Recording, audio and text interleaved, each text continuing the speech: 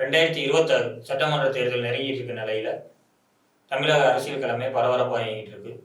ஆளும் கட்சியாக இருக்கட்டும், ஆண்ட கட்சியாக இருக்கட்டும், ஏன் லெட்டர் பேட் கட்சி உட்பட தேர்தல் வேலைகளில் மும்முரமாக இருக்காங்க. சில கட்சிகளில் விருப்ப மனு தாக்கல் கூட தொடங்கிடுச்சு. சமீபத்தில் நடந்த தாவேகா பொதுக்குழுவில் கட்சியில் எல்லா முடிவெடுக்கிறதுக்கான அனைத்து அதிகாரம் தலைவருக்கு தான் உண்டு அப்படின்னு ஒரு தீர்மானம் நிறைவேற்றியிருந்தாங்க. ஆனால் அதுக்கப்புறமும் சில தொகுதிகளில் டிவிகே சார்பில் இவங்க தான் வேட்பாளர் அப்படின்னு நிறையா சோசியல் மீடியாவில் இருந்துச்சு. இதுக்கு ஒரு முற்றுப்புள்ளி வைக்கிற விடமா தாவேகா பொதுச் செயலாளர் புஷி ஆனந்த் அவர்கள் வேட்பாளர் பட்டியல் அப்படின்றத விஜய் தான் அறிவிப்பார், அதுக்கான அதிகாரம் அவருக்கு தான், தலைவர் எடுக்கிற முடிவு தான் அப்படின்றத சமீபத்தில் சொல்லியிருந்தார். ஆனால் அதையும் தாண்டி ஒரு சில தொகுதிகளில் இவர் தான் வேட்பாளர் அப்படின்ற மாதிரி டிவிக்கு நிறையா ப்ரொமோஷன்ஸ் இன்ஸ்டா சோசியல் மீடியாவில் நம்மளால் பார்க்க முடியுது. அப்படி இப்போ சமீபத்தில் சிவகங்கை கிழக்கு மாவட்ட செயலாளராக இருக்கக்கூடிய டாக்டர் பிரபு அவர்கள் அவர் தான் காரைக்குடி சட்டமன்ற தொகுதி வேட்பாளர் அப்படின்னு ஒரு நிகழ்ச்சியில் ஒரு ஒன்றிய செயலாளர் அறிவிச்சிருக்காரு. இது இப்போ சர்ச்சைக்குள்ள விஷயமா இருக்கு. இந்த சூழ்நிலையில நடிகர் விஜய் அவர் ஆரம்பிச்ச டிவிக்கேவும் இப்போ எலெக்ஷனுக்கு ரெடி ஆகிட்டு வராங்க. அவரோட 2ஆம் கட்ட நிர்வாகிகள் எல்லாரும் மும்முரமா வேலைகளில் ஈடுபட்டு வராங்க. தொடர்ந்து அவரோட மக்கள் சந்திப்பாகட்டும், ரோட் ஷோ ஆகட்டும், இதில் பல கருத்துக்கள் சர்ச்சைகள் வந்தாலும் சரி, யாருங்க இந்த டாக்டர் பிரபு அப்படின்றத பார்ப்போம். Doctor DK. பிரபு தன்னோட குடும்பத்தோட முதல் மருத்துவர். தன்னோட முதுகலை பட்டத்தை பிலிப்பீன்ஸ் நாட்டில் பெற்றிருக்கார். பல் மருத்துவத்துறையில் கிட்டத்தட்ட ஒரு 8 ஆண்டுகளுக்கு மேலாக அனுபவம் இருக்கிற இவர் ஒரு 10,000க்கு மேலே டென்டல் இம்ப்ளான்ட்ஸ், புரியுற மாதிரி சொல்லணும்னா பல் மாற்று அறுவை சிகிச்சை பண்ணியிருக்காரு. பிரபு டென்டல்ஸ் அப்படின்ட்டு காரைக்குடியில் இவருக்கு சொந்தமாக ஒரு மருத்துவமனை இயங்கிட்டு வருது. இவரை பற்றி மேலும் பார்க்கையில் வெளிநாடுகளில் பல லட்ச ரூபா சம்பளங்களில் வேலை கிடைச்சோம், நான் சொந்த ஊரில் தான் ஏதாவது செய்யணும் அப்படின்றனால தான் அந்த மருத்துவமனையை நடத்திட்டு வரதா சொல்கிறாங்க. அது மட்டும் இல்லாமல் இவருடைய குடும்பம் ஒரு பாரம்பரியமான காங்கிரஸை சேர்ந்தவங்க. அவங்க தாத்தாவாகட்டும் அப்பாவாகட்டும் பரம்பரையாக காங்கிரஸில் ஒரு முக்கிய பொறுப்புகளில் இருந்துக்கிட்டு தான் வந்துக்கிட்டு இருக்காங்க. குறிப்பாக சொல்லணும்னா ஊரில் எல்லாருக்குமே ரொம்ப பரிச்சயமான ஒரு விஐபி குடும்பத்தை சேர்ந்தவர் அப்படின்னே சொல்லலாம். அது மட்டும் இல்லாமல் இவரோட தந்தை இந்தியன் நேவியில் வேலை பார்த்துருக்கவர். ரொம்ப சரளமாக ஆங்கிலத்தில் உரையாற்றக்கூடிய திறமைப்பட்டிருக்காரு. இன்னும் முக்கியமாக சொல்லணும்னா அவரோட சின்ன வயதில், அதுவும் குறிப்பாக தென் மாவட்டங்களில் நம்ம சொல்லவே வேணாம், இப்போ வரைக்கும் கூட ஒரு சில ஊர்களில் நடைமுறையில் இருக்கும், இங்கே போகாத இங்கே போகாத, அவன் அந்த ஜாதிக்காரன், அவனை பார்க்காத பேசாத, அங்கே சாப்பிடக்கூடாது இப்படி. ஆனால் இவர் சின்ன வயசில் இருக்கையில் விடுமுறை இந்த மாதிரி வீட்டுக்கு வரையில் வீட்டிலேயே ஆள் தங்க மாட்டார். எங்கடா ஆளை காணாமல் தேடி போனோம்னா காலனின்னு சொல்லுவாங்க. அந்த பசங்க கூட போகக்கூடாது பேசக்கூடாது அப்படின்னு தான் எங்கள் குடும்பத்தில் நம்ம கூட சொல்லிக்கிட்டு இருப்பாங்க. ஆனால் அவன் அதெல்லாம் கேட்க மாட்டான், அங்கே தான் போவான், அந்த பசங்களோட தான் இருப்பான், விளையாண்டுக்கிட்டு இருப்பான்.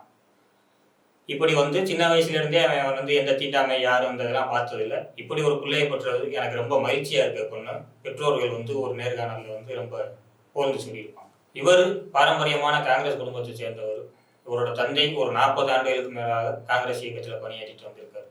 இருந்தாலும் இவர் அந்த கட்சியில் சேராமல் விஜய் அவர்களோட டிவிக்கில் சேர்ந்திருக்கார். இது மட்டும் இல்லாமல் அந்த தொகுதியில் எம்பியாக இருக்கக்கூடிய கார்த்தி சிதம்பரம் உட்பட காங்கிரஸில் இருக்க முக்கிய புள்ளிகள் நிறைய பேர் பிரபுவுக்கு ரொம்ப பழக்கம், ரொம்ப நெருக்கமானவங்க அப்படின்னு சொல்கிறாங்க.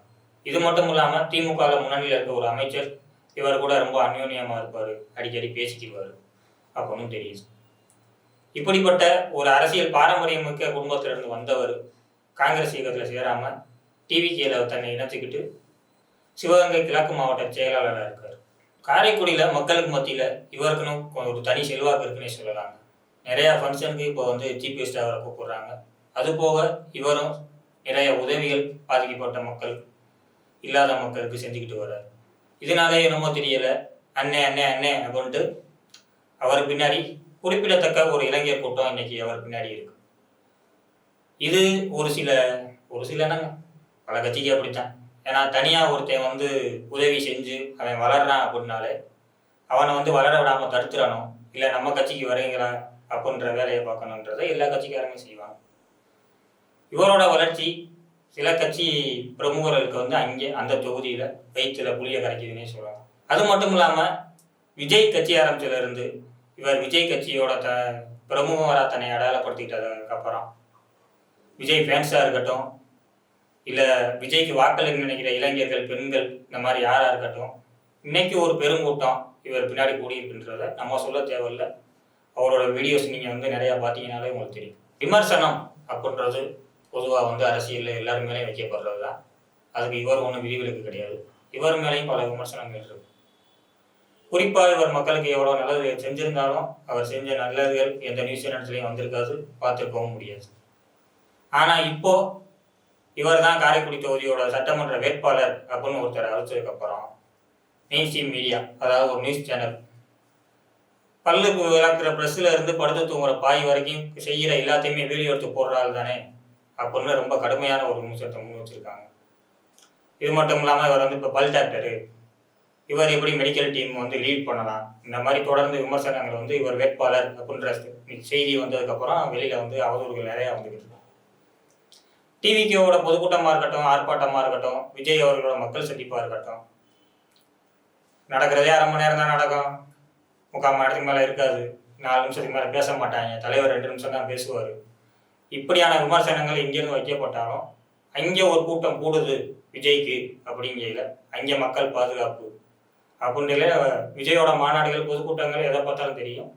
இவர் அந்த மெடிக்கல் டீமை வழிநடத்தினது ரொம்ப சிறப்பாக இருக்கும். முன்னின்று ஒவ்வொரு மாநாட்டிலையும் பொதுக்கூட்டத்திலையும் தன்னால் எவ்வளோ முடியுமோ அவ்வளோக்கு எஃபர்ட் போட்டு நல்லபடியாகவே அந்த மருத்துவ உதவிகளை செஞ்சுட்டு வர்றார். அரசியல் கருத்துக்களை வந்தாலே ஒருத்தர் மேலே அவதூறு விமர்சனங்களும் அள்ளி தெளிக்கிறது அப்படின்றது வந்து வழக்கமான ஒன்று தான். இவர் மக்களுக்கு நல்லது செய்வாரா, எம்எல்ஏனா சரியான திட்டங்கள் செயல்படுத்தப்படுமா இப்படின்றதுலாம் இன்னைக்கு வந்து சர்ச்சைக்கு இவர் சிக்கியிருந்தாலும் உண்மையிலே தாவேக்கால வந்து வேட்பாளர் பட்டியலை அறிவித்து காரைக்குடி தொகுதி சட்டமன்ற உறுப்பினர் டாக்டர் பிரபு அப்படின்றது விஜய் அறிவித்து இவர் நின்று ஒரு வேளை ஜெயிச்சு அதுக்கப்புறம் பார்க்கலாம் இவர் ஜெயிச்சா மக்களுக்கு நல்லது செய்வாரா செய்யலையான்றத. ஆனால் தனிப்பட்ட முறையில் ஒரு மனிதன் யார் அப்படின்றத தெரிஞ்சுக்கிறணும். தனிப்பட்ட முறையில் டாக்டர் பிரபு இன்னைக்கு வந்து செய்கிறத பூரா வீடியோ எடுத்து போடுறாரு, ஒரு நாளைக்கு 10 ரீல்ஸ் போடுறாரு, இப்படி பல விமர்சனங்கள் இருந்தாலும் அங்கே அந்த தொகுதி மக்கள்கிட்ட கேட்டு பார்த்தோம்னாலே தெரியும். இவரோட மருத்துவமனையில் அது எப்படி சொல்கிறது, உங்களுக்கு மருத்துவம் பார்க்கறதுக்கான வசதிகள் இல்லாமல் பல பேர் வந்தாலும் அந்த பணம் எதிர்பார்க்காம இவர் வந்து நிறைய பேருக்கு இவர்கிட்ட வந்து ட்ரீட்மெண்ட் பண்ணிட்டு போனவங்களே சொல்லியிருக்காங்க. எப்படி பார்த்தாலும் தனிப்பட்ட முறையில் இவர் ஒரு நல்லவர் அப்படின்றது வந்து அந்த தொகுதி மக்கள் மூலமாகவே தெரிய வருது. எலெக்ஷனில் எப்படின்றது தெரியாது. அரசியல் களத்துக்கு வந்து ஒருவேளை நின்று ஜெயிச்சு இவர் செய்வாரா செய்யலையா அப்படின்றது வந்து ஒருவேளை இவர் நின்று ஜெயிச்சாருன்னா பார்ப்போம். இது மட்டும் இல்லை, தொடர்ந்து அடுத்தடுத்த தொகுதிகளில் மக்கள் மனம் கவர்ந்து யார் வேட்பாளராக இருக்க போகிறாங்க அப்படின்றத தொடர்ந்து நம்ம ஒவ்வொரு வீடியோவில் பார்ப்போம்.